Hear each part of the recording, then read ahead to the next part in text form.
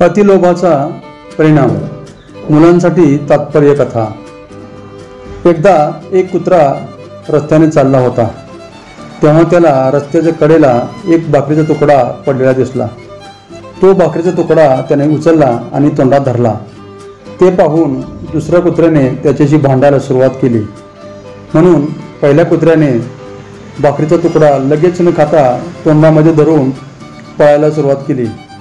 काही वेळानंतर त्याने पळता पळता मागे वळून पाहिले तर पाठलाग करणारा कुत्रा दिसत नव्हता। पळत पळत तो कुत्रा नदीच्या किनारी आला होता। नदीच्या पुलावरून तो पुढे चालला होता।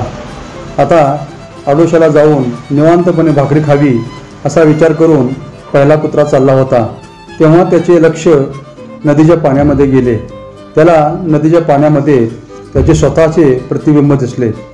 प्रतिबिंबाकडे पाहून त्याला वाटले की दुसऱ्या कुत्र्याच्या तोंडामध्ये भाकरीचा तुकडा आहे। दुसऱ्या कुत्र्याच्या तोंडातला भाकरीचा तुकडा काढून घ्यावा या हेतूने त्याने रागाने तोंड उघडले, पण अरे रे, त्याच्या तोंडाचा तुकडा नदीमध्ये पडला आणि त्याला नंतर कितीतरी वेळ उपाशीच राहावे लागले। तात्पर्य: अतिलोभामुळे आणि जास्ती प्राप्ती करण्याच्या नादामध्ये आपल्याला प्रसंगी स्वतःजवळ असलेले काहीसे गमावून बसावे लागते।